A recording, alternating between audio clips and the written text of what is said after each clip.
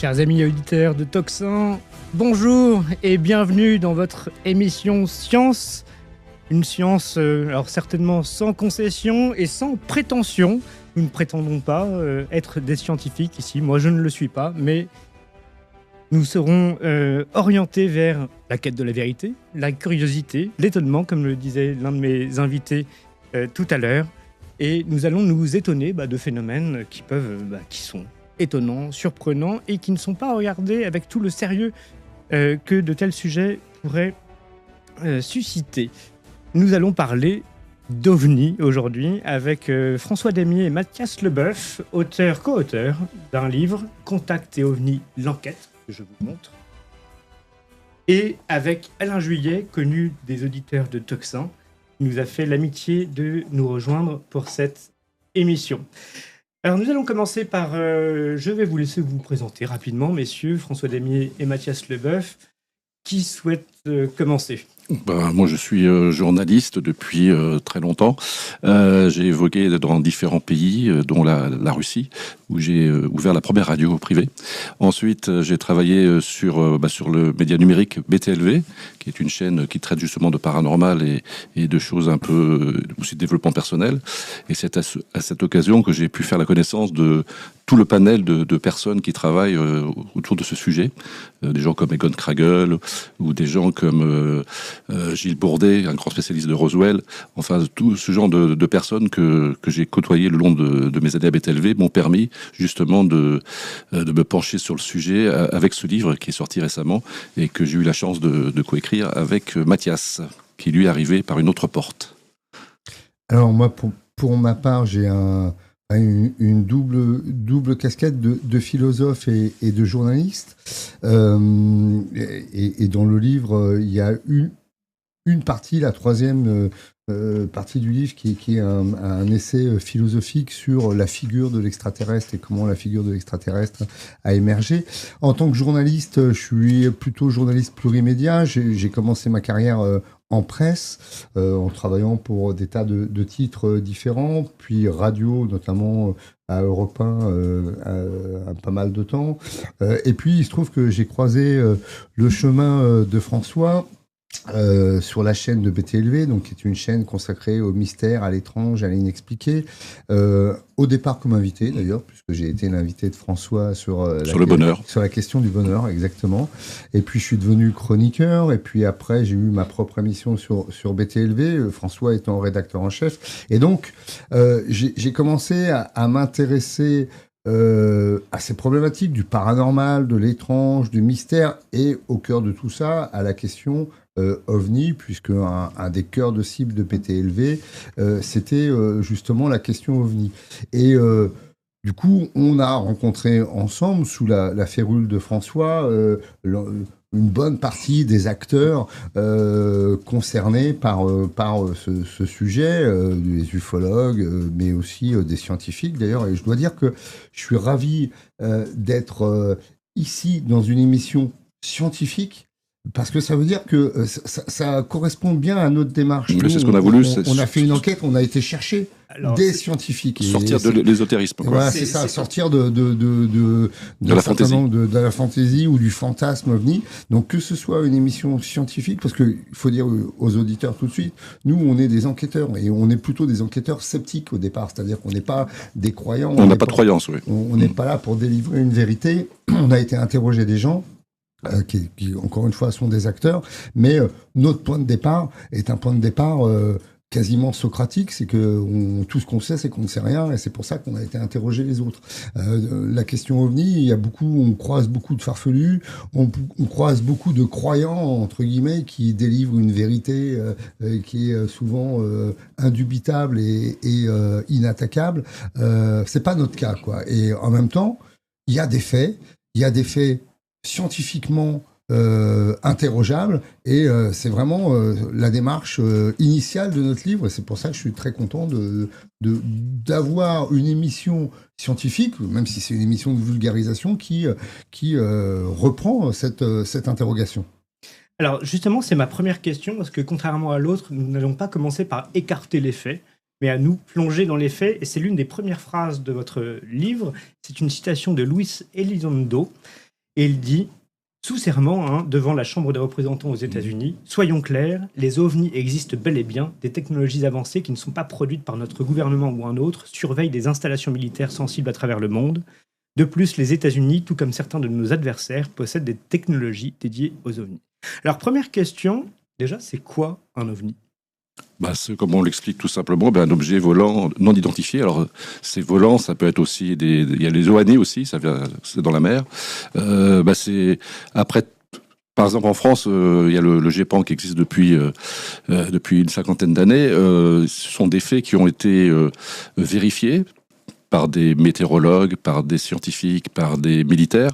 C'est-à-dire ce sont tous les faits qui ne sont pas expliqués. Il y a un certain nombre de faits. Je ne sais plus c'est combien, 3% du GEPAN de 3% de faits. Alors, est-ce que vous pourriez nous expliquer l'acronyme du GEPAN ? Oh là, c'est le groupement. Avant, au départ, c'était GEPAN, G-E-P-A. Ouais, ça a changé de nom. C'est le groupement d'intérêt de surveillance. Enfin, je ne sais plus exactement. C'est un peu compliqué. Des phénomènes aéronautiques non inexpliqués. Non expliqués. Et d'ailleurs, dans GEPAN, il y a PAN. Et aujourd'hui, le vocable, enfin l'acronyme d'OVNI, a tendance à être remplacé par l'acronyme de PAN, P-A-N, donc phénomène aéronautique non expliqué. C'est comme ça que le livre aurait dû s'appeler d'ailleurs, si on avait été jusqu'au bout. Sauf que c'est moins connu. Voilà. Pourquoi ? Parce que le côté OVNI, objet, laisse entendre, objet, ça ramène à quelque chose qui est matériellement dur. C'est un peu la soucoupe volante, ce qu'on appelle en ufologie tôle et boulon, quoi. Et il y a plusieurs phénomènes observés. On passe donc d'objets à phénomènes qui sont pas forcément des phénomènes physiques objectables, qui peuvent être soit des flux, soit et qui ne relèvent pas de l'objet. Donc on a tendance aujourd'hui en ufologie à remplacer le vocable OVNI par le phénomène PAN. Mais bon, c'est vrai que pour le grand public, on parle... Déjà qu'avec OVNI, c'est compliqué. On parle d'OVNI. Et effectivement... Le fait que Elizondo, alors faudrait rappeler, peut-être François va le faire, qui est Elizondo. Elizondo, c'est un personnage extrêmement important parce que c'est aux États-Unis, c'est non seulement un personnage qui a eu des fonctions, qui a été à la tête d'un programme avec un certain nombre de budgets dédiés, c'est 22 millions de dollars, je crois. Ce qui n'est pas énorme finalement. Au Pentagone, ce qui n'est pas énorme, mais ça existe quand même. Et puis Elizondo, on va en reparler certainement, a été un des principaux acteur dans la fuite et dans la diffusion des vidéos. Ils sont deux, c'est lui et Christopher Mellon. Et Christopher Mellon, qui dans la fuite des vidéos qui vont réouvrir et alimenter tout le dossier OVNI aux États-Unis. Quand Elizondo dit les OVNIs, c'est un fait, c'est indéniable. C'est-à-dire que attendez, je vous interromps, pardon, parce que j'ai une question. Alors déjà, je rappelle pour les auditeurs que le GEPAN, donc c'est le groupe d'études et d'informations sur les phénomènes aérospatiaux non identifiés, et que c'est un service du CNES. Oui. Donc c'est un service à Toulouse d'ailleurs, officiel, et qui travaille en collaboration avec la gendarmerie nationale, qui elle est chargée de récupérer tous les témoignages de ces phénomènes. Donc on parle bien de phénomènes qu'on observe, qui sont vus par des témoins, mais aussi parfois avec des relevés radars, des relevés météo, etc., qui sont collectés par ce service. Donc une dépendance du CNES, et tout ça est donc une administration tout à fait officielle. C'est collecté, c'est classé et c'est étudié. C'est-à-dire que le GEPAN... parfois même en faisant appel à des acteurs extérieurs au GEPAN, cherche à comprendre et voilà. Et ce qui pose... Alors souvent d'ailleurs le GEPAN prend des cas, on signale des cas au GEPAN et le GEPAN donne des explications qui sont les explications soit atmosphériques, soit des rentrées d'atmosphère, où il y a des explications rationnelles. Des fusées, des météorites. Voilà, des fusées, des météorites, il y a des explications rationnelles tout à fait explicables sur un certain nombre de phénomènes qui ont été observés.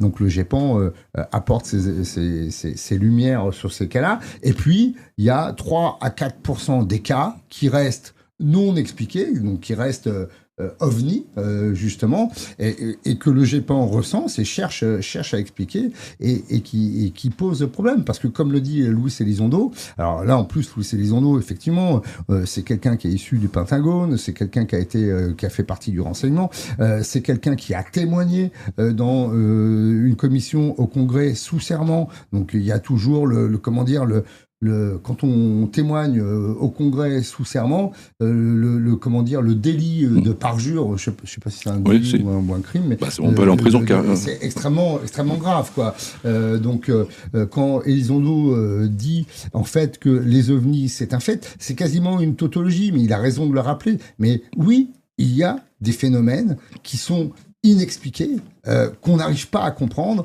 qu'on n'arrive pas à analyser, et qui sont extrêmement important, notamment pourquoi ? Parce que aux États-Unis, la question OVNI est abordée sous l'angle de la sécurité. Précisément, excusez-moi de vous interrompre, mais donc le fait est qu'on constate des phénomènes.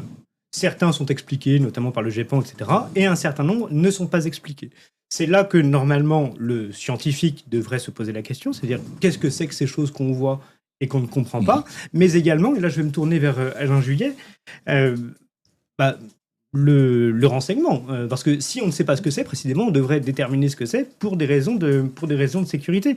Alors Alain Juillet, vous êtes connu des auditeurs de Tocsin, vous êtes notamment ancien patron, responsable de la DGSE en France. Est-ce que Du renseignement, oui, du directeur du renseignement de la DGSE, mais il y a très longtemps, Mais alors, avant d'aborder cette question, que vous abordez souvent d'ailleurs sur une chaîne que je vais citer parce que je l'aime beaucoup, qui s'appelle A-News Sécurité, sur laquelle vous intervenez. Je crois qu'ils font une émission peut-être 2 fois par an sur ce sujet à peu près, et c'est très intéressant. Je renvoie les auditeurs que ça pourrait intéresser à cette très bonne et très sérieuse chaîne. Mais comment un acteur du renseignement, et pourquoi peut-il s'intéresser à ce sujet ? Il y a 2 raisons d'abord. La première, c'est que tout ce qui peut présenter un danger pour la sécurité nationale intéresse les services de renseignement. Or, quelque chose qui se passe, quand on ne sait pas ce que c'est, qu'on ne sait pas ce qu'elle peut faire en définitive, dans un sens ou dans un autre, amicalement ou au contraire agressivement, qui rentre dans la zone de surveillance ou dans la zone du territoire national, ça justifie pleinement qu'on s'y intéresse, on essaie de comprendre. Alors, pendant très longtemps, si vous voulez, il y a eu, on parlait beaucoup de ces affaires-là, mais en définitive, chacun pensait que c'était des engins qui étaient faits par des pays ennemis pour aller surveiller ce qui se passait. On faisait pas, si vous voulez, parce qu'on n'avait pas les moyens de mesurer réellement ce que c'était. Il y a des histoires des histoires de pan ou d'ovnis, on en connaît dans toute l'histoire du monde, depuis toujours. Il y a des histoires qui sont racontées là-dessus. Mais ce qui a la grande différence avec ce qui se passait jusqu'à maintenant, c'est que depuis une vingtaine d'années, avec tous les éléments techniques dont nous disposons, si vous voulez, les radars, les instruments de mesure infrarouges pour la chaleur, les éléments qui permettent de repérer la vitesse, la taille, enfin bref, tout. Eh bien, à ce moment-là, on commence à avoir, lorsqu'il se passe un phénomène, au lieu d'avoir simplement quelques témoins qui vous disent « j'ai vu quelque chose dans le ciel qui ressemblait à une soucoupe volante qui allait très vite » ou autre, là, on a des mesures qui sont faites par des systèmes professionnels, scientifiques, vraiment scientifiques, et qui nous disent, oui, il y a eu quelque chose, on ne sait pas ce que c'est, mais voilà les caractéristiques de ce qui s'est passé. Et alors, ce qu'on constate, et c'est là la nouveauté maintenant, c'est qu'on a, ce que vous disiez, ce que disaient nos interlocuteurs, c'est que on voit aujourd'hui que dans un certain nombre de cas, parce qu'il y a le GEPAN en France, il y a l'ARO aux États-Unis, enfin dans tous les grands pays, on met en place, nous on a été les premiers, mais on met en place des systèmes pour essayer de faire des repérages et comprendre ce qui se passe. Et on constate effectivement que dans un certain nombre de cas, assez restreints mais réels, eh bien personne n'est capable d'expliquer ce que c'est. Donc, alors après, bien sûr, il peut y avoir tous les fantasmes qu'on veut, mais comme ça a été dit aussi par les auteurs tout à l'heure, notre problème, c'est pas les fantasmes. Nous, c'est pas ça. C'est pas le rêve, c'est pas essayer d'annoncer le 5e millénaire ou ce qui peut se passer. Le problème, c'est qu'est-ce que c'est que ces engins? Ont-ils une capacité d'agression ou qui pourrait mettre en danger notre sécurité. Et dans ce cas-là, qu'est-ce qu'on peut faire? Et c'est Donc, ça le on est problème. bien d'accord, il y a un fait établi, nous voyons bien des choses, nous constatons, y compris avec des preuves matérielles, radars, etc., que nous percevons des phénomènes que personne ne s'explique aujourd'hui. On est bien d'accord là-dessus. Absolument. Actuellement, vous avez, que ça a été cité tout à l'heure, hein, alors pour le GEPAN, c'est 3 ou 4%. Pour la Haro, ils ont cité le nombre de cas, moins d'une dizaine, mais moins d'une dizaine sur la grande nombre de cas qu'ils avaient identifiés les années précédentes. On s'aperçoit qu'il y a vraiment des cas très intéressants parce qu'on est sûr il y a quelque chose, si vous voulez. C'est pas un signe dans le ciel, hein. C'est véritablement quelque chose qui, techniquement, s'est déplacé, est venu, a fait quelque chose, s'est déplacé, et qui ne correspond à rien de ce qu'on connaît ou de ce qu'on sait faire. Alors, je précise pour les auditeurs, l'ARO, c'est le All Domain Anomaly Resolution Office. Je traduis, Bureau de résolution des anomalies tout domaine. C'est une agence gouvernementale récente aux États-Unis qui est chargée d'enquêter sur les phénomènes anormaux détectés par l'armée et autres agences fédérales. Alors, je me retourne vers... Non, mais je voudrais juste vous dire une chose sur l'ARO, parce que c'est Oui, je vous important en prie. pour nos auditeurs. Quand le GEPAN a été créé dans le cadre du CNES, comme vous l'avez rappelé, bon, quand le GEPAN a été créé, c'était bon, les gens disaient, bon, ben, il faut bien un endroit où on va regarder ce qui se passe, mais c'était pas pris vraiment au sérieux. Bon, dans le cas de... Alors maintenant, ça commence, hein, parce que tout le monde commence à reconnaître dans le monde que le GEPAN a une bibliothèque de cas sur le passé très intéressante, qu'on était les seuls à le faire. Mais là, Arrow, ce qui est fantastique chez les Américains, c'est que quand ils ont constaté, il y a quelques années, il n'y a pas longtemps, hein, quand ils ont constaté qu'il y avait véritablement des choses inexplicables qu'il fallait comprendre, alors ils l'ont fait à l'américaine, ils ont créé la Arrow, et la Arrow est connectée avec tous les services de renseignement américains, avec l'Air Force américaine, avec la Navy, c'est-à-dire que la Arrow est connectée avec tout le monde. Et donc le rapport de la Haro, c'est un rapport officiel. Hein. Imaginez en France si le coordinateur du renseignement, hein, fournissait un rapport chaque année sur les ovnis. Vous voyez, c'est ça, c'est à ce niveau-là que ça se passe. Hein. Donc ça montre bien que on n'est plus du tout dans un monde un peu farfelu, mais on est dans quelque chose d'extrêmement sérieux. Tout le monde veut comprendre ce que c'est et ce que ça peut faire. Alors, on va aborder ce sujet. Je vais vous laisser évidemment développer, mais je rappelle François Damier et Mathias Leboeuf que donc, vous avez commis ce livre Contact OVNI que vous intitulez L'enquête. Donc, dans le cadre de cette enquête qui est très fouillée, vous avez interviewé beaucoup de monde, vous avez étudié dont Alain Juillet, absolument.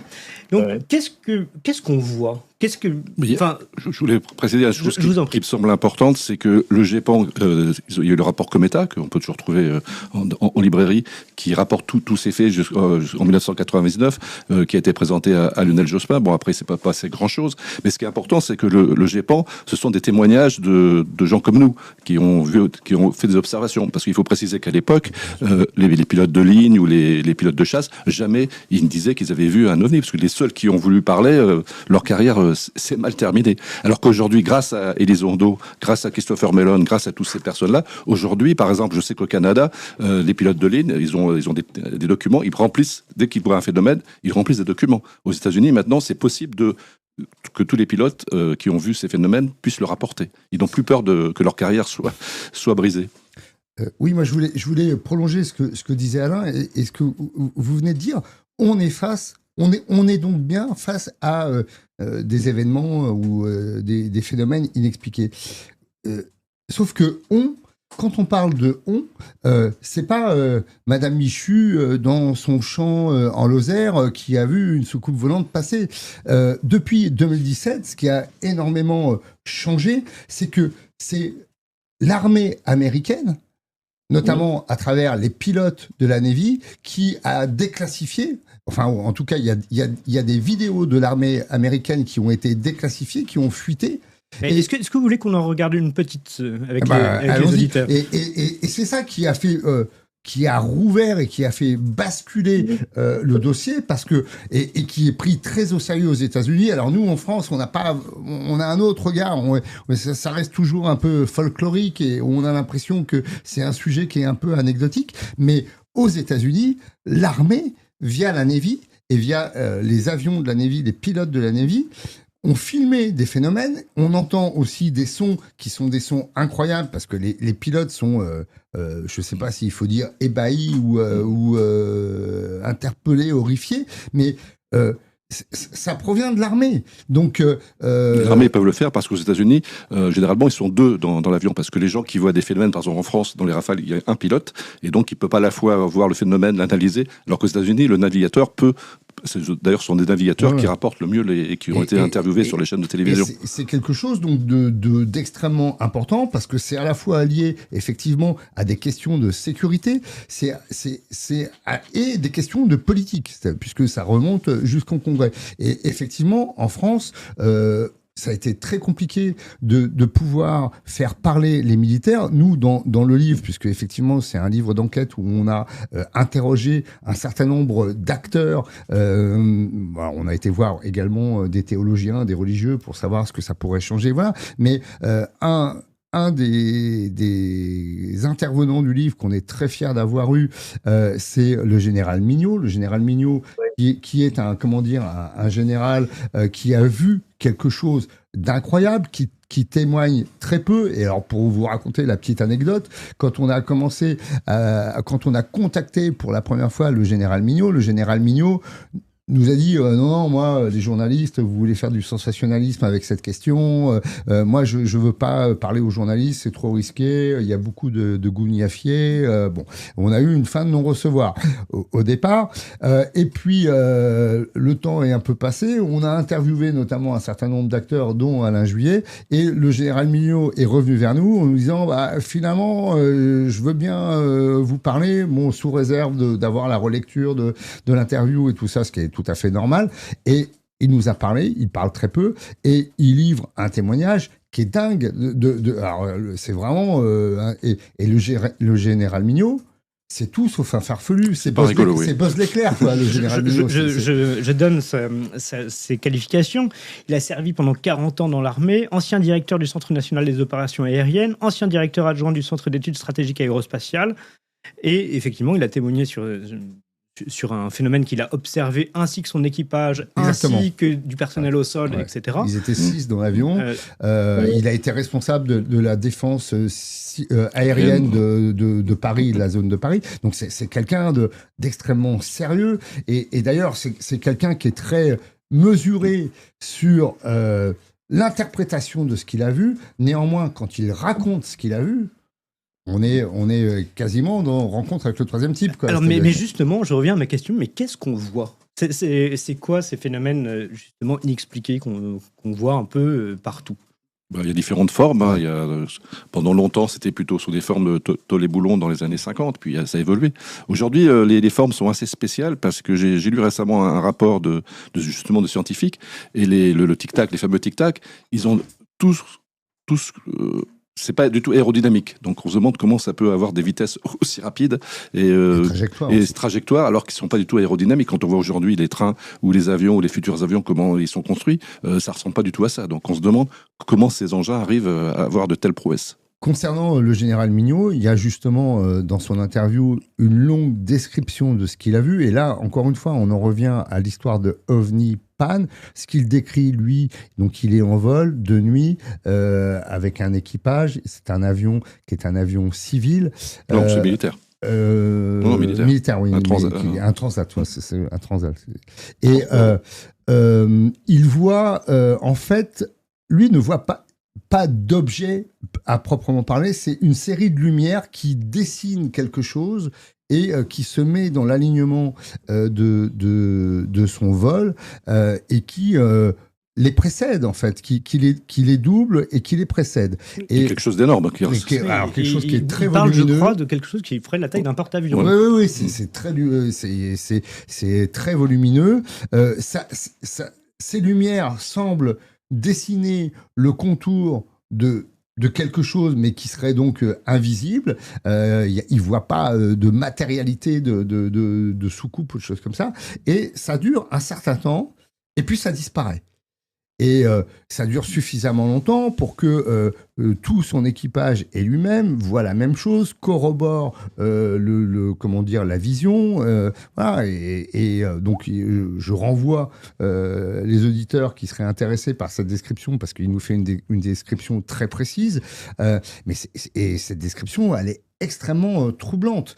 Et elle fait penser quasiment effectivement, un certain nombre de films de science-fiction. Et encore une fois, le général Mignot est tout sauf quelqu'un de farfelu, d'exalté. C'est pas quelqu'un qui fantasme sur les choses. Il reste très mesuré sur l'interprétation de ce qu'il a vu, mais ce qu'il a vu, il l'a vu. Et donc, pour le coup, on est vraiment dans de l'inexpliqué, dans de l'OVNI, d'autant plus qu'il a fait ensuite appel à une commission d'une association qui s'appelle la 3AF et notamment la commission Sigma 2, puisque il a cherché à comprendre ce qu'ils avaient vu. Et je crois que son cas reste complètement inexpliqué, puisque l'hypothèse d'une rentrée atmosphérique a été bien évidemment étudiée. On s'est dit c'est peut-être effectivement des éléments soit de comment dire de fusée ou de satellite. Voilà, de satellite qui auraient pu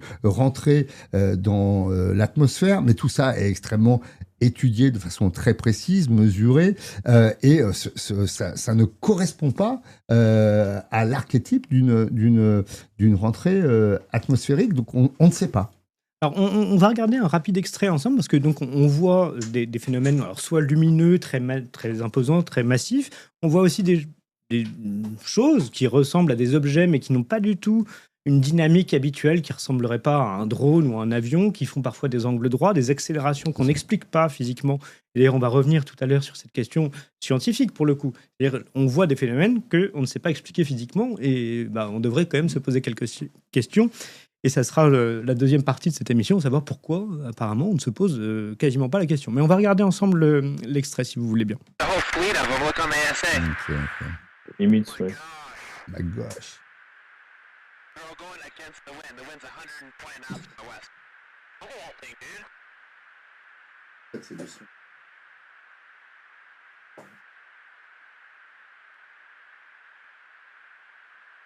That's not our LNS though, is it? It's not an LNS, dude. Well, if there's like a thing, it's rotating.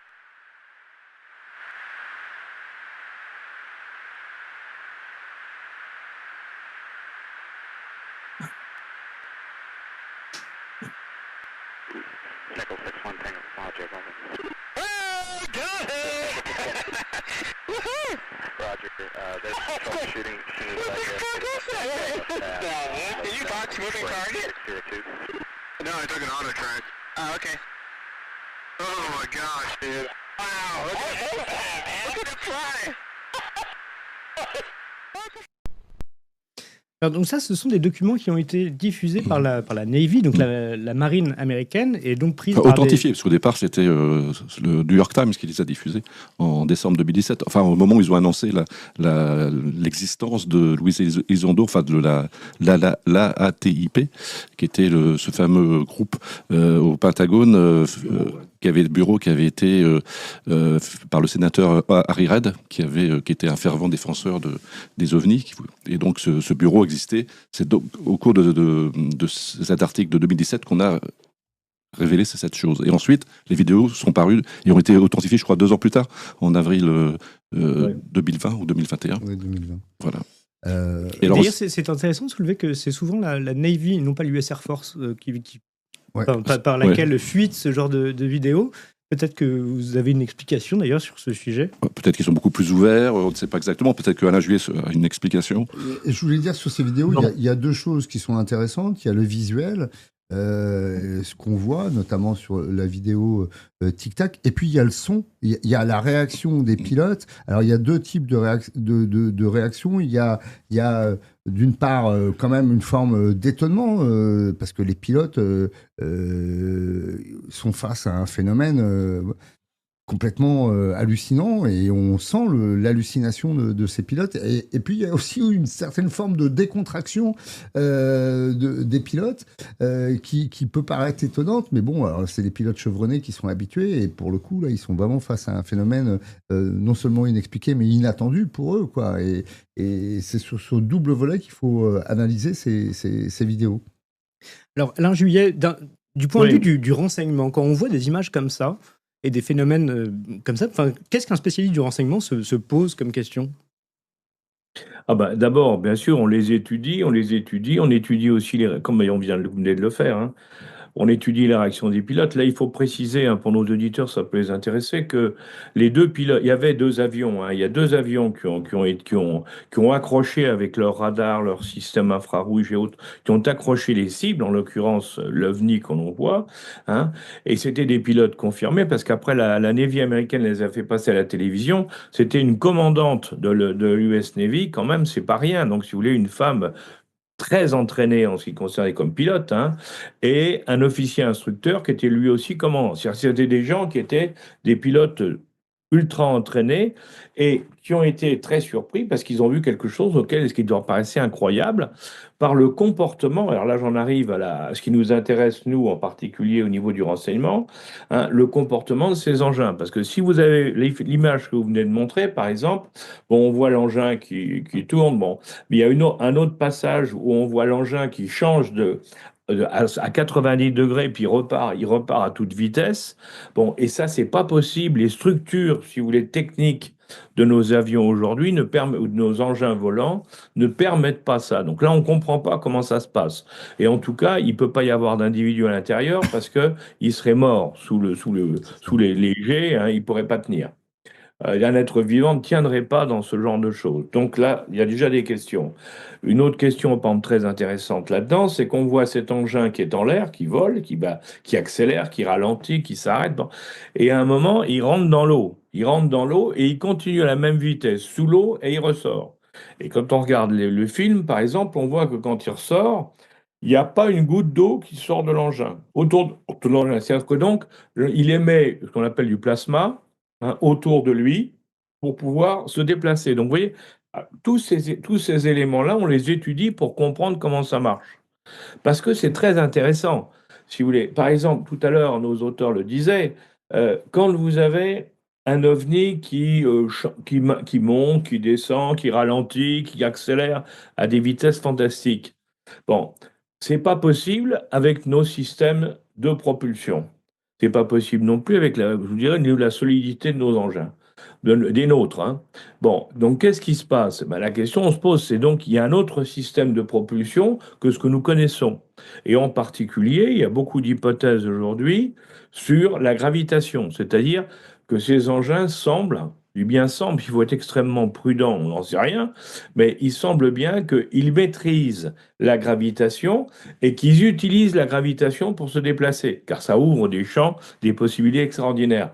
Alors pourquoi je vous dis ça? C'est parce que quand vous êtes des ingénieurs dans l'aéronautique et le spatial, vous regardez ça et vous dites si on pouvait trouver comment ils font, ça bouleverserait toutes nos technologies chez nous. D'où l'intérêt d'un autre aspect là actuellement, et on en a parlé il y a 2 ans ils en ont parlé au Sénat américain dans les témoignages, c'est est-ce que on a récupéré ou est-ce qu'on pourrait pas récupérer des morceaux de ces engins, hein, de manière à avoir une idée de comment ils sont construits et comment ils fonctionnent. C'est parce que tout le monde cherche. Il est évident qu'un pays étranger, hein, ou le nôtre d'ailleurs, hein, un pays qui arriverait à maîtriser ces technologies, eh ben, il aura un avantage concurrentiel majeur en cas de guerre, puisqu'il pourra envoyer des engins dans le pays d'en face sans qu'on puisse les arrêter avec tout ce que ça comporte. Donc, si vous voulez, c'est ça. Là, on est au cœur du problème vu du point de vue du renseignement. Alors, une question naïve, mais est-ce que ces images ne pourraient pas être fausses, tout simplement? Est-ce que ce ne serait pas une manipulation? Alors, c'est vrai que ça a été dit par certains, mais nos auteurs le savent bien. Quand il y en a une, on peut dire il y a peut-être eu trucage, mais quand il y en a maintenant, on a des dizaines de films qui ont été faits. Certains sont déclassifiés, on les a vus. D'autres, on sait qu'ils existent et on les a pas vus. Mais il y a aujourd'hui des quantités de films et de mesures qui ont été prises. Donc, si vous voulez, malheureusement, aujourd'hui, il n'y a plus de doute, si vous voulez. On sait que ça existe. Et c'est bien le problème actuel. Avant, on doutait. Alors, on disait, oh là là, ça peut être inventé. Mais maintenant, non. On sait que ça existe et on n'arrive toujours pas à comprendre comment ça marche. Mais alors, c'est la question, et là, je me retourne vers nos auteurs. On sait que ça existe, on sait qu'il y a des choses quasiment incompréhensibles, en tout cas à vue humaine courte, mais pourquoi on n'en parle pas, pourquoi on n'essaye pas d'expliquer ça, en tout cas au grand public? Alors c'est toute la question. J'ai assisté récemment à une conférence à l'école militaire. C'était une conférence autour des problèmes militaires. Bon, c'est une toute petite conférence, c'était la première fois que ça avait lieu. Et il y avait différents représentants militaires et des personnes leur ont posé des questions. En France, visiblement, ça n'existe pas. Visiblement, l'armée n'a pas... C'est souvent la question que je voulais poser à Alain Juillet. Pourquoi on n'a pas ce genre d'image en France? Alors soit on ne nous les donne pas, soit elles n'existent pas. Et ça, c'est la question. S'il y a des secrets, pourquoi on nous les cache? Et s'il n'y a pas de secret, pourquoi on ne nous dit pas, finalement, il n'y a rien? C'est une question importante. Pourquoi en France, il n'y a pas ce genre d'image? Alors qu'aux États-Unis, il y en a des dizaines et des dizaines. C'est ça. Ça, c'est un vrai problème, hein. Vous avez tout à fait raison, c'est un véritable problème. Alors, parce que nous, on a eu des témoignages et autres, mais on n'a pas de film, on n'a pas officiellement, en tout cas, il n'y a rien, jusqu'à maintenant, rien n'est sorti. Alors que dans d'autres pays, et dont les États-Unis en particulier, mais il n'y a pas que les États-Unis, hein, tout le monde s'accorde à dire qu'il y a effectivement, il y a des films, il y a des mesures, hein, qui ont été prises. Donc oui, pourquoi en France ça sort pas?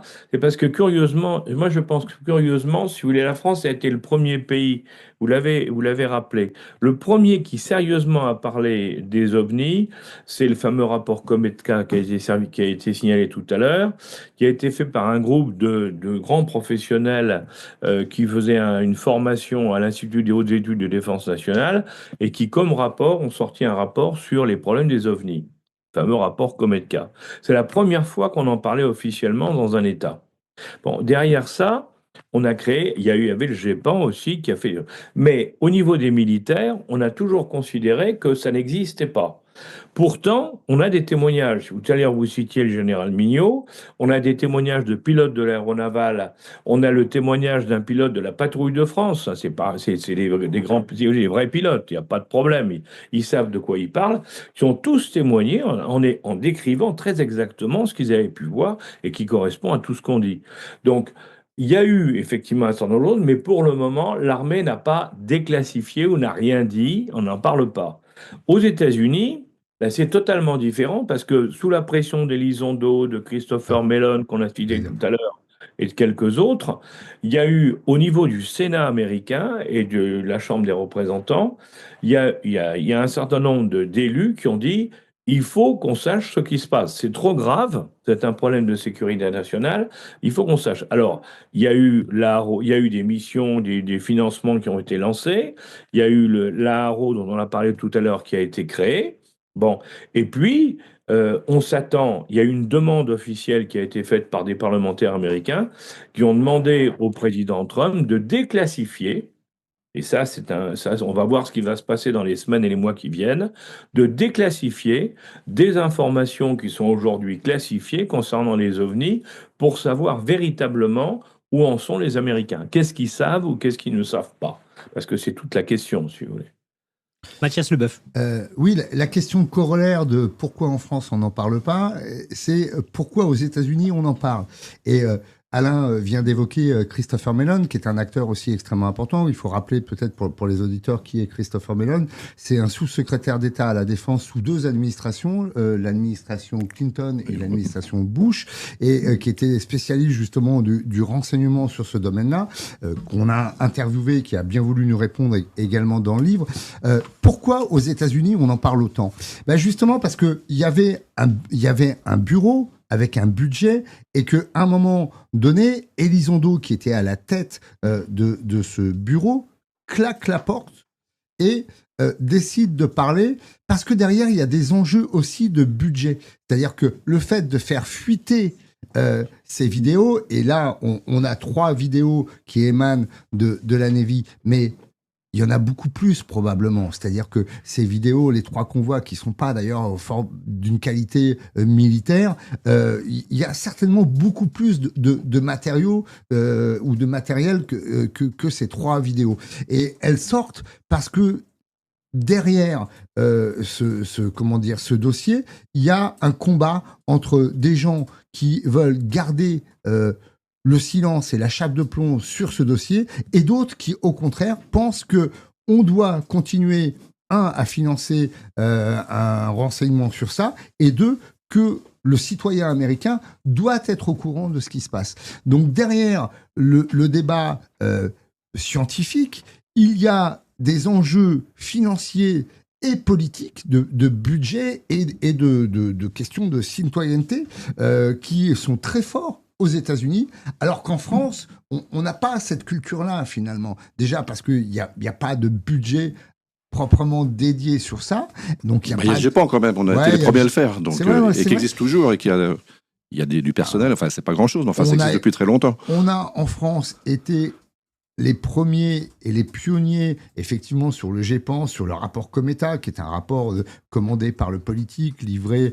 C'est Olivier Schramek, je crois, sous Jospin, qui avait reçu ce... Mais... Bon, depuis, on a l'impression qu'on s'est beaucoup endormi, quoi. C'est-à-dire que, on est très passif, et notamment sur les enjeux de sécurité. Et je crois que dans l'interview, je crois me souvenir que Alain nous disait que, en France, on était très léger là-dessus, quoi. C'est-à-dire que finalement, ou alors, il y a des choses, mais qui sont pas divulguées, quoi. Mais en tout cas, il y a quand même une forme de passivité qui n'existe pas aux États-Unis. Ouais, je voulais revenir sur la qualité des vidéos. Faire attention, parce que beaucoup de gens ont critiqué les vidéos en disant on voyait rien, c'était compliqué. Moi, on a interviewé un pilote qui a travaillé sur Rafale et qui est un franco-canadien qui s'appelle Pierre-Henri Chuet. Et donc, il m'a expliqué que ces vidéos n'étaient pas faites à l'origine pour filmer des ovnis. Et puis, c'était uniquement des radars. Donc, il n'y a pas besoin d'avoir une qualité. C'est pas de la 4K ou la 6K. Ouais. Donc, attention, ces vidéos sont ce qu'à l'époque, d'ailleurs, cette vidéo date de 2015. Donc, je suppose que depuis, il y a eu des progrès. Mais ces vidéos ne sont pas faites justement pour être diffusées et être filmées. C'est juste pour accrocher des cibles.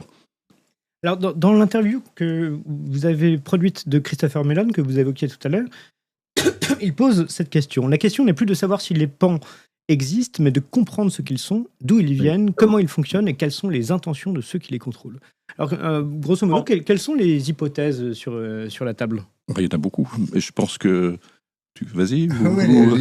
Les hypothèses sont multiples. Sont nombreuses, multiples, des plus, alors parfois des plus sérieuses ou farfelues. C'est pour ça d'ailleurs qu'on a interviewé aussi des physiciens comme Philippe Guillemont. Alors il y a plusieurs éléments de réponse. Il y a les hypothèses sur comment c'est possible techniquement, comment physiquement, comme l'évoquait Alain, comment physiquement des trajectoires comme celle-là peuvent être tenues, et comment des accélérations, des jets effectivement peuvent être également tenus avec est-ce qu'il y a des êtres vivants à l'intérieur, parce que si c'était des êtres vivants humains, c'est impossible de résister à ça, ce qui laisse penser que donc c'est pas des phénomènes qui sont manipulés initiés par des êtres humains. Donc là, les physiciens expliquent ça de différentes façons. Philippe Guillemont parle d'hyperphysique des ovnis avec une théorie de très physique, très particulière. Vous avez une théorie aussi des mondes parallèles. Qui dit, alors il y a une théorie des mondes parallèles, et puis il y a une autre théorie qui est une théorie émergente et qui prend plus en plus de poids, qui dit que ces phénomènes pourraient être des engins qui viennent du futur. Nous dans le futur. Nous dans le futur. C'est-à-dire qu'en fait, mais bon, là, on est déjà dans la spéculation. Vous avez notre explication. Il y a Jean-Pierre Petit. Alors Jean-Pierre Petit que Alain connaît bien et qui a inventé un modèle physique qui permettrait d'expliquer cette propulsion. Mais alors Jean-Pierre Petit, qui est quelqu'un qu'on connaît très bien et qu'on apprécie beaucoup, s'exprime de moins en moins sur le sujet. Et il y a Jean-Pierre Petit propose des éléments de réponse qui pourraient Par rapport être, à ces inventions. par rapport à ces inventions, notamment sur la propulsion de ces engins qui sont assez techniques, mais qui permettraient peut-être d'expliquer un certain nombre de choses. Mais alors oui, j'en profite moi pour intervenir aussi là-dessus parce qu'on est au cœur un peu du problème de l'analyse de ce qui se passe. Au-delà de ce qu'on a dit sur les risques qu'ils représentent, c'est que les engins eux-mêmes sont, ça c'est certain, utilisent des technologies que nous ne maîtrisons pas, mais que nous aimerions bien connaître.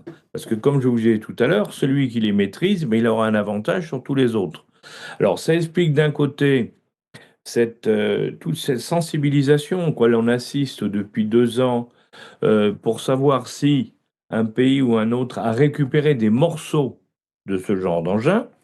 Aux États-Unis, il y a eu une interview, enfin une audition au Sénat d'un garçon qui s'appelle David Grush, qui en a longuement parlé, disant oui, les Américains ont récupéré des morceaux, mais il n'y a pas que, parce qu'il y a d'autres pays dont on dit qu'ils en ont aussi. Et alors pourquoi c'est important? C'est parce que si on arrive à récupérer des morceaux de ces alliages et qu'on regarde comment ils sont constitués, on pourra voir s'ils ont été construits chez nous, c'est-à-dire sur Terre. Parce que lorsqu'on fait un alliage dans l'espace, il n'a pas du tout les mêmes caractéristiques qu'un alliage fait sur Terre. On verra les minerais qui ont été utilisés à l'intérieur. Enfin, il y a plein de questions qui nous permettront de mieux comprendre ou de commencer à comprendre l'origine de tout ça. C'est exactement comme on évoquait pour la vitesse, pour les déplacements, où il y a un certain nombre de théories. Tout ça, alors quand on gratte, et on commence à avancer quand même, parce que depuis le temps qu'il y en a un certain nombre qui travaillent dessus, on commence à y voir un peu plus clair. Bon, il y a une question qui est devenue émergente, mais qui prend de plus en plus d'importance chez nous aujourd'hui, c'est la possibilité que ces engins viennent de mondes parallèles, alors ou du futur ou de mondes parallèles, mais qui soient dans un système qui est intrinsèquement mélangé ou croisé avec le nôtre. C'est la philosophie, c'est la physique quantique. On est dans ce type d'explication, on est dans cette fameuse physique quantique dont on parle aujourd'hui, puisqu'on dit qu'on va bientôt avoir des ordinateurs quantiques et ainsi de suite. En réalité, on rentre dans autre chose. Alors, le fameux petit dont on parlait, l'ingénieur, qui est un personnage étonnant, parce qu'il a inventé un système qui permet d'aller beaucoup plus vite que le son. La MHD. La MHD, exactement. Et cette MHD, comme toujours d'ailleurs, il l'a inventé en France. Nous, on n'y a pas cru. Les Russes ont récupéré la technologie et ils ont aujourd'hui des missiles qui vont effectivement des missiles hypersoniques. On en parle régulièrement. Les Chinois, pareil. Et maintenant, les Américains s'y mettent en disant, mais attention, des engins qui peuvent aller à des vitesses hypersoniques, c'est très intéressant, à la fois sur le plan militaire, mais également pour d'autres applications. Donc là, au départ, on a eu quelque chose qui a été trouvé par un Français, mais que les Français n'ont pas utilisé. Alors, ce qui est intéressant, c'est que maintenant, depuis, comme ça a été dit, Petit, il a émis un certain nombre d'autres hypothèses, en particulier sur ces fameux mondes parallèles et qui pourraient expliquer beaucoup de choses. Mais ce que je constate, c'est que en France, on n'arrive pas à trouver des scientifiques français reconnus qui prennent le dossier en disant on va vérifier, on va regarder sérieusement, on va vérifier si ces hypothèses sont bonnes ou pas. Ça, c'est un vrai problème, parce que comme d'habitude, moi, ce que je pense, ça va se terminer par les Américains, les Chinois, les Russes ou autres, qui vont nous dire, nous, on a pris le dossier, puis maintenant, ça y est, on sait faire ça. Ça, c'est terrible. Mais donc, ce qu'on comprend, c'est que donc on ne comprend pas le phénomène, mais qu'on est peut-être à un pas ou deux d'une compréhension tout à fait humaine du phénomène. Il nous manque encore la théorie scientifique pour tout expliquer. Alors, une question se pose. Est-ce qu'on pourrait concevoir que ce soit des technologies tout simplement humaines, mais cachées? Et dans ce cas, pourquoi serait-elle cachée? Mais est-ce que cette hypothèse semble sérieuse? C'est compliqué. Oui, parce que pourquoi, déjà la question qui revient souvent, c'est si c'était une technologie humaine, pourquoi ces engins survoleraient les États-Unis? demain, si vous construisez un engin spécial, enfin extraordinaire, vous n'allez pas le faire survoler autour d'un pays qui n'est pas le vôtre. Donc, alors soit c'est peut-être une technologie américaine, mais on ne voit pas très bien pourquoi aujourd'hui le secret durait aussi longtemps après tout ce qui s'est passé depuis 2017. Ouais, ça paraît assez improbable que l'explication soit de ce côté-là, d'autant plus que, comme l'a évoqué Alain, il y a un acteur de ce dossier qui s'appelle David Grosch, qui est un militaire, qui travaillait dans le renseignement également, qui a témoigné devant une commission du Congrès. Et David Grosch va très très loin, puisque lui dit qu'on a récupéré du matériel extraterrestre et surtout qu'on a récupéré du matériel biologique organique, voilà, merci, organique extraterrestre. Décor. Ouais. Et ça, il le dit, encore une fois, sous serment, c'est-à-dire sous le risque du parjure. Donc, l'hypothèse extraterrestre est celle qui est la plus avancée et la plus envisagée. Que ce soit une technologie humaine, encore une fois, ça voudrait dire qu'un pays, et c'est manifestement pas les États-Unis, à moins que ce soit dans la sphère privée, mais bon...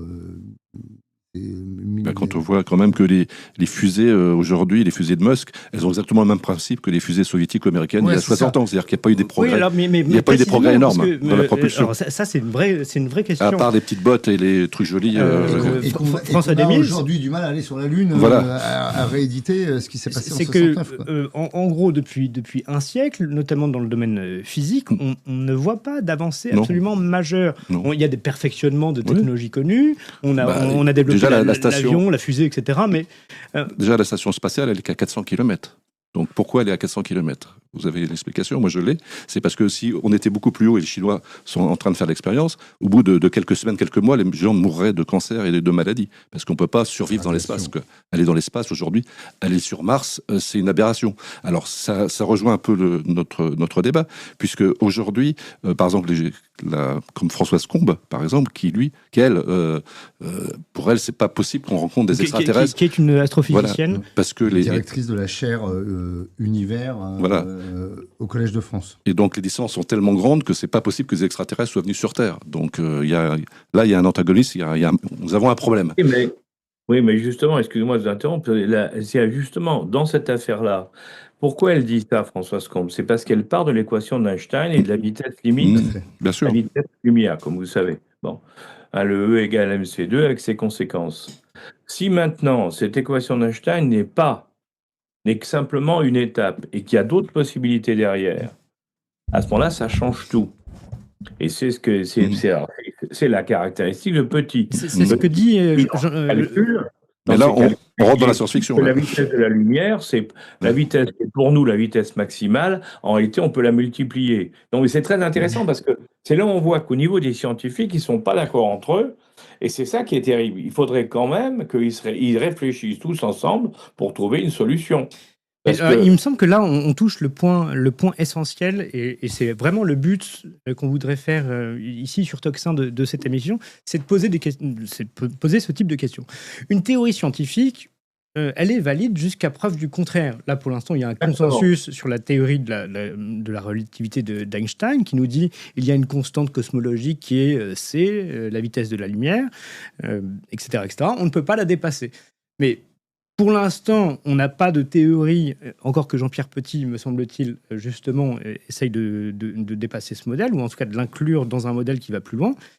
Mais précisément, le vrai débat devrait être celui-là. C'est-à-dire, pourquoi on n'avance pas scientifiquement, et pourquoi cette question qui est quand même essentielle, on l'a sous les yeux, il y a un fait établi, on le voit, et on n'arrive pas à l'expliquer. C'est donc que la théorie n'est pas suffisante, non ?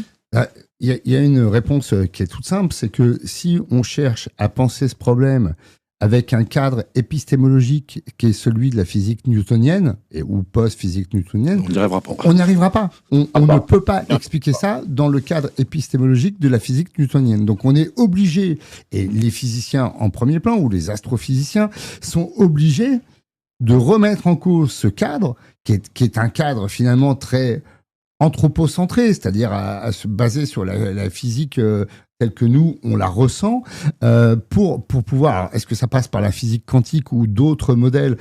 Ça, c'est aux physiciens de le dire. Mais c'est pour ça que cette question est aussi intéressante, et notamment sur un plan scientifique. C'est que cette question nous pose la remise en cause du cadre épistémologique de la physique classique pour pouvoir penser ce phénomène. Et donc, elle appelle à la production de modèles théoriques qui permettent d'expliquer ces phénomènes, ou en tout cas de livrer des hypothèses. Et pour l'instant, on n'y est pas. C'est-à-dire qu'on est dans un cadre où on ne sait pas, où les physiciens ne peuvent... C'est un point de détail, mais qui est un point de détail très important. Alain évoquait le fait que quand ces engins, alors engins c'est pas un bon terme, ou quand ces phénomènes rentrent dans l'eau, effectivement, ou sortent de l'eau, il n'y a pas d'éclaboussure, il n'y a pas de projection. Bah ça, on ne sait pas pourquoi. On ne sait pas. Alors effectivement, il y a la théorie des plasmas, mais on ne l'explique pas. Et ce qui est intéressant, c'est que, justement, ça convoque l'intelligence des physiciens en premier plan, produire un modèle qui puisse expliquer et qui puisse théoriquement expliquer les choses. Bon, pour l'instant, on n'y est pas. Alors, il faut peut-être ajouter une petite chose. On parlait d'Einstein, mais par exemple, quand Einstein développe sa théorie de la relativité, il ne contredit pas Newton, non, mais il aboutit en quelque sorte la théorie de Newton. Et d'ailleurs, lui-même va démontrer sa thèse avec, me semble-t-il, un léger décalage du périhélie de Mercure. Mais c'est précisément un petit phénomène. Il y a un décalage de quelques secondes par siècle sur une trajectoire astronomique. Et lui va se poser la question, mais comment je peux expliquer ce décalage selon le modèle de Newton? On ne devrait pas l'avoir. Et il trouve sa théorie. Donc, ce qui m'intéresse quand même dans ce sujet, c'est que là, on a ce phénomène qui est donc réel, et qui devrait nous pousser au questionnement, ce qui est le principe de la science, me semble-t-il. Mais pourquoi ce questionnement n'est-il pas, en tout cas, public? Pourquoi les scientifiques semblent rechigner? Ils ont peur. Pourquoi il y a une sorte d'anathème? Je ne pense pas qu'ils rechignent, je pense qu'ils ont peur. Ils ont besoin de budget. Ils ont besoin de budget pour leur recherche. Donc si demain, un scientifique dit « j'ai besoin de beaucoup d'argent pour étudier ces phénomènes-là », je ne pense pas qu'il va trouver l'argent nécessaire, quoi. Il y a une chose qui est sûre par rapport actuellement, il y a une chose qui est très intéressante parce que c'est peut-être le début de ce dont on parle. Le télescope James Webb, vous savez, dans l'espace, qui prend des images vraiment des débuts du monde, la création du monde, de l'univers. Bon, chaque fois actuellement qu'il trouve quelque chose, ça met en brèche nos théories sur la question. On s'aperçoit que nos théories sont inexactes. Et à chaque fois, alors on essaie de corriger en disant oui, mais non, c'est qu'il y avait un problème qu'on n'avait pas vu et tout. En réalité, la question qui se pose, c'est est-ce qu'il ne va pas falloir construire une nouvelle théorie? Et une nouvelle théorie physique, astrophysique, sur la création du monde, ça change toute la vision de l'ensemble. Et donc, on est bien dans ce que vous disiez, c'est-à-dire qu'à un moment donné, il faut se demander si ce sur quoi nous travaillons n'est pas en train d'être dépassé. Et entre parenthèses, on parlait de la physique tout court, la physique quantique, elle est sortie il y a déjà près de 100 ans, mais personne n'y a cru. Tout le monde s'est lancé sur l'autre, sur la physique classique telle qu'on l'a fait aujourd'hui. Et tout le monde disait c'est formidable, on a trouvé la solution. Il n'y a que depuis peu de temps qu'on s'est dit mais attends, la physique classique, on est dans le mur, on ne bouge plus. Donc il faut qu'on trouve autre chose. Et à ce moment-là, on s'est aperçu que ce autre chose, on trouvait les réponses dans la physique quantique. Donc je crois que c'est ça qui est en train de se passer. Je crois qu'on est aussi peu à peu, en dehors des considérations sur les ovnis en tant que tels, sur le plan scientifique, on est en train d'arriver à un moment où il va falloir effectivement changer nos modèles, parce que nos modèles ne fonctionnent de moins en moins, ou répondent de moins en moins aux problématiques que l'on découvre. Et plus la science progresse, et plus on se rend compte qu'on est face au mur. Mathias Leboeuf. Alors, il y a le modèle physique, Et puis, derrière la physique, ou englobant la physique, il y a l'astrophysique. Et Oui. notamment sur l'astrophysique, il y a quand même un certain nombre de scientifiques qui sont passionnés et qui travaillent sur ça. Nous, on a eu la chance d'en avoir deux qui se connaissent, qui sont amis, qui n'ont pas les mêmes positions. Jean-Pierre Luminet en France, spécialiste des trous noirs, et puis Avi Loeb. Avi Loeb, pareil, c'est pas n'importe qui, c'est le directeur de la chaire d'astrophysique de Harvard. Donc c'est quelqu'un qui est extrêmement capé, extrêmement sérieux.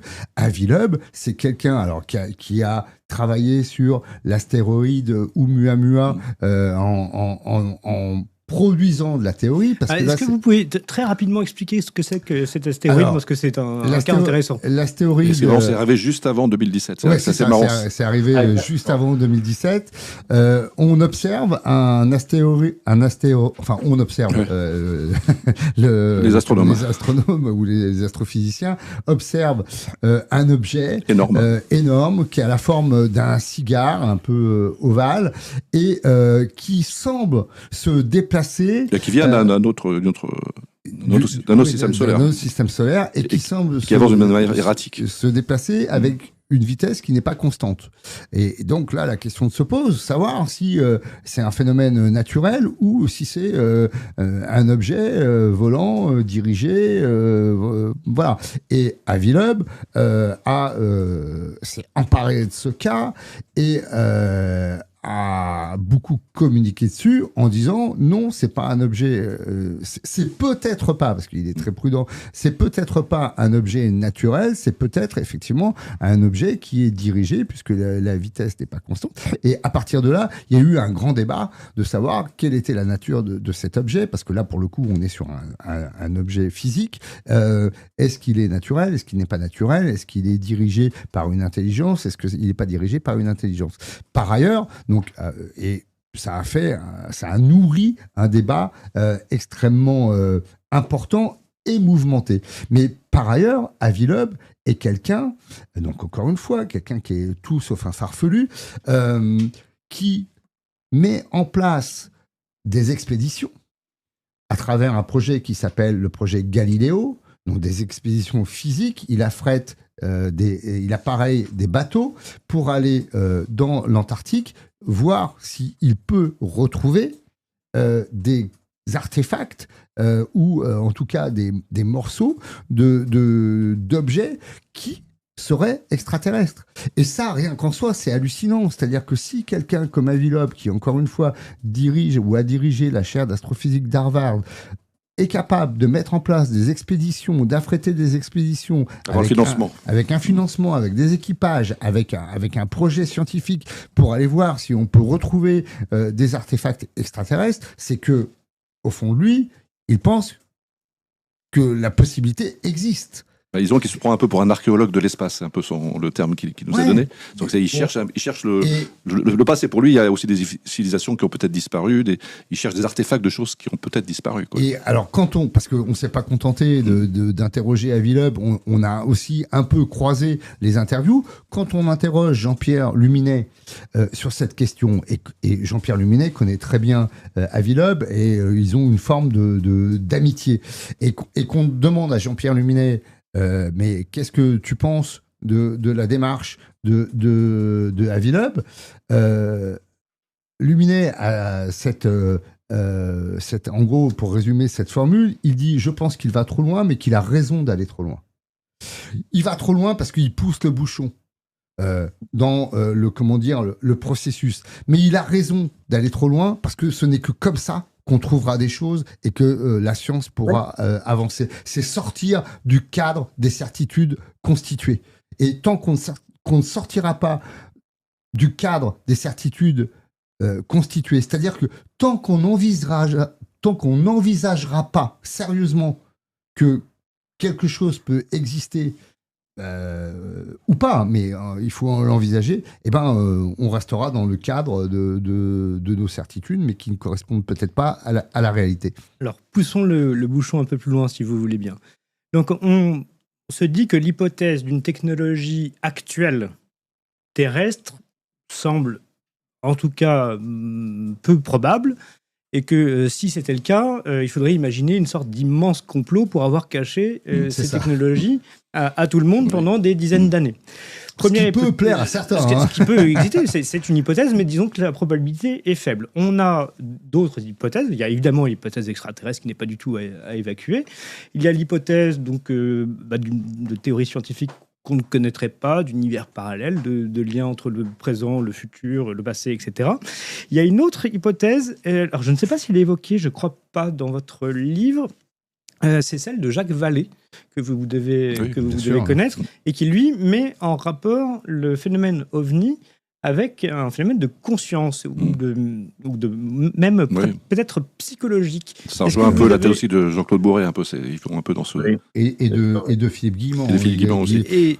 Alors, je vous laisse commenter, mais parce que ça fait le lien avec ce que disait Alain Juillet tout à l'heure sur la question de la mais là, ça se quantique. contredit, parce que si c'est avec notre conscience, on n'a pas besoin d'engin. On n'a pas besoin d'engin, mais il n'y a pas forcément d'engin, justement.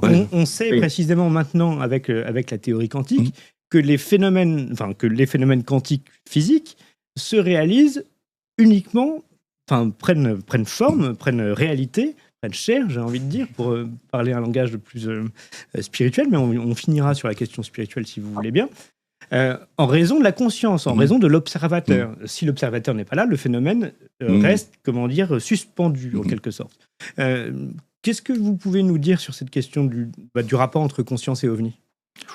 Alors, ça, c'est une question qui est évoquée dans le livre par Philippe Guillemont, qui justement développe cette hypothèse que ça puisse être un phénomène d'ordre d'une conscience supra-individuelle et que ces phénomènes OVNI, et c'est justement, pas OVNI justement, ces phénomènes, ces pannes, pourraient être de l'ordre, pour résumer simplement, d'un flux de conscience qui serait, alors après reste à savoir si c'est terrestre, extraterrestre ou pas, mais c'est envisagé.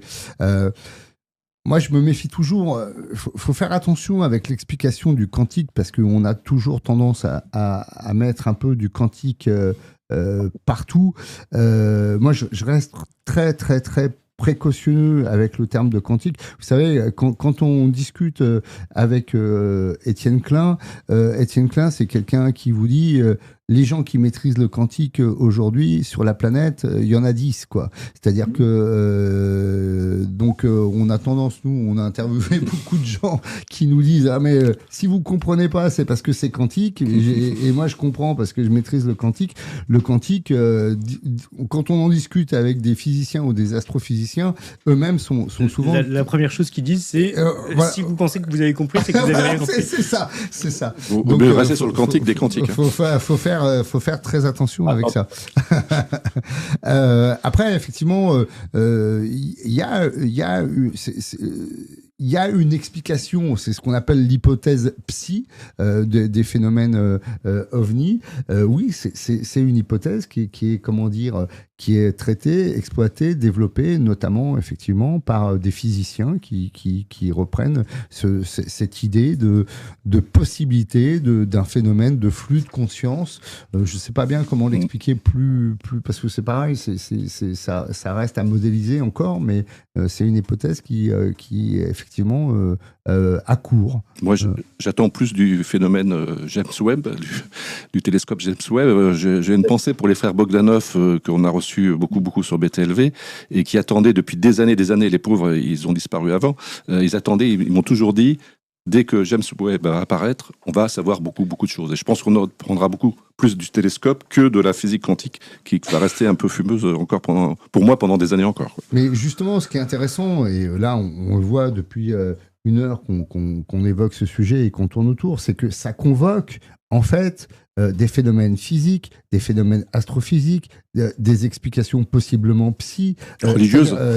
Et alors après, religieuses et spirituelles. C'est-à-dire que c'est un phénomène qui interroge notre cadre épistémologique et puis l'humanité même dans ce que nous sommes d'une façon extrêmement plurielle et extrêmement, éclatée aussi. C'est très difficile d'avoir une vision synthétique et de relier tous ces éléments de puzzle entre le psy, le spirituel, le physique, l'astrophysique, voilà, c'est compliqué. On a interviewé également un astronaute, Jean-Pierre Clairvoy. Jean-Pierre Clairvoy, c'est quelqu'un qui a volé notamment à bord de Challenger et d'une autre Columbia, ouais.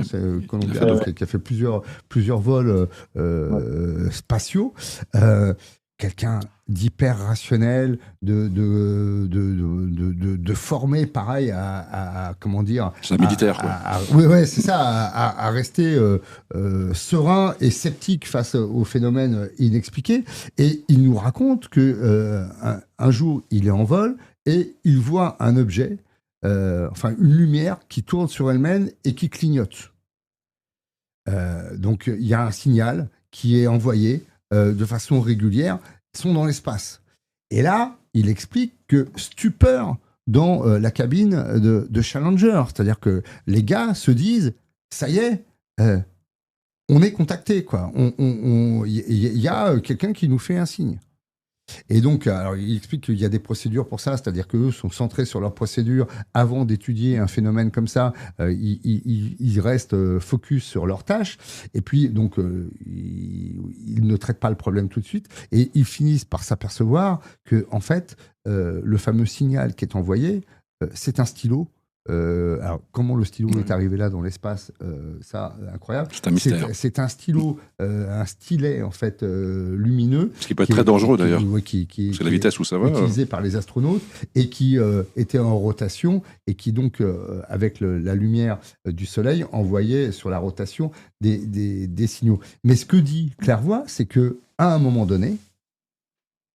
l'espace de 2 minutes, ils ont cru qu'ils étaient rentrés en contact. Et voilà, c'est rien que ça, déjà, c'est quelque chose d'incroyable, quoi. Ça fait partie du cadre mental possible de l'astronaute. Alors, j'en profite pour refaire la pub de votre livre, Contacté OVNI, l'enquête, aux éditions Télémac, de François Damier et Mathias Leboeuf. Et justement, vous parliez de la diversité de ce phénomène, et c'est ce qu'on ressent bien en vous lisant, parce que il y a une foultitude d'interviews avec des points de vue totalement différents, et c'est pour ça que je souhaitais qu'on fasse cette émission ensemble. C'est parce que ce phénomène, justement, comment dire ça oui, il explose les cadres. Ouais. Et il remet beaucoup de choses en question sur le plan de la sécurité, sur le plan du renseignement, sur le plan surtout de la sécurité, parce que on a vécu la période du Covid où on s'est rendu compte que les gens étaient perdus, personne ne savait comment réagir. Demain, s'il y a un phénomène, s'il débarque demain, qu'est-ce qu'on fait? C'est des questions que j'aimerais poser à Alain Juet. Qu'est-ce qui se passe demain si un objet se pose à Washington ou à Paris ou à Tokyo? Qu'est-ce qui va se passer? Est-ce qu'il y a des procédures qui sont prêtes? Oui, regardez, vous avez vu ce qui s'est passé il y a 2 jours en Espagne. Hein, voilà. Où, quand il y a une coupure générale d'électricité, alors on dit, c'est probablement les systèmes internes de sécurité qui ont dysfonctionné, qui ont tout coupé. Mais je vous rappelle quand même on a des témoignages sûrs, hein, qu'un OVNI survolant une base de missiles américaine, il y a pas mal d'années, maintenant, il y a près de 20 ans, en survolant, a coupé toutes les connexions entre les missiles qui étaient prêts à être tirés, évidemment, qui pouvaient être tirés contre la Russie à l'époque, a coupé toutes les connexions des missiles avec leur centre de commandement. Les missiles il a fallu aller réactiver tous les missiles un par un. Ouais. Il n'y a pas de doute. Hein. Et ça s'est passé au moment, juste après que, effectivement, un OVNI soit passé au-dessus. Et ça a été constaté, il y a des témoignages, il n'y a pas le moindre doute là-dessus. Alors, c'est pour ça qu'il y a plein de questions à se poser. On voit, on est toujours à la même chose. On sait qu'il y a quelque chose. Je crois que c'est ça pour résumer, pour moi, de mon point de vue en tout cas. Hein, on est sûr maintenant qu'il y a quelque chose. On ne sait pas ce que c'est. Exactement. On se pose encore plein de questions. On voudrait connaître. Parce qu'on se dit, si jamais ça devenait agressif, c'est une catastrophe pour nous. Et si c'est positif, ça peut l'être, mais à ce moment-là, qu'est-ce qui peut se passer? Parce qu'en définitive, comme vous venez de le dire, si on a un engin qui se pose à Washington et qui dit, les gars, regardez, on a des technologies qui ont 100 ans d'avance sur vous, on est bien meilleurs que vous. Bon, alors écoutez-nous, qu'est-ce qui se passe? Oui, donc si vous voulez, alors il ne s'agit pas de Ça rêver. laisse Moi, en je suis suspens. Ouais. parler Non, mais ça m'évoque quand les hommes de 120 kilos parlent, ceux de 60 C'est ça. écoutent. Hein. exactement ce que disait Audiard. Hein. Quand les hommes de 120 kilos parlent, ceux de 60 se taisent et écoutent. Et oui, donc on est bel et bien, on est devant quelque chose qu'on essaie de comprendre. On est maintenant sûr que c'est réel, enfin qu'il y a une réalité, on ne sait pas laquelle. Et dans quelle On réalité aussi? Et on espère que quand on comprendra, ben, ça sera bénéfique pour nous et que ça ne sera pas maléfique. Quoi. Moi, je crois qu'on en est là. Et en plus, ils ne sont pas hostiles pour le moment, puisqu'ils ont désactivé. Absolument pas hostile. Hein. Il n'y a pas, à part un cas Ouais. au Brésil, il y a Ouais. des exécutions au Brésil très curieuses. Qui a un cas discuté en Ouais. plus. Par le tir d'un ovni sur un hélicoptère en Italie, mais il y a 50 ans. En dehors de ça, il n'y a jamais eu de signaux d'hostilité des ovnis contre nous. Par contre, les Américains, ils ont toujours tendance un peu à tirer un peu sur tout et n'importe quoi. Donc, il faut peut-être se méfier. Bien entendu, mais ça fait partie du problème. Ouais. On est bien d'accord. On arrive tranquillement à la fin de cette émission. François Damier et Mathias Leboeuf, est-ce que vous avez un mot de conclusion ? Le mot de conclusion, c'est que nous, quand on a fait cette enquête, on a aussi interrogé d'ailleurs des théologiens et des religieux.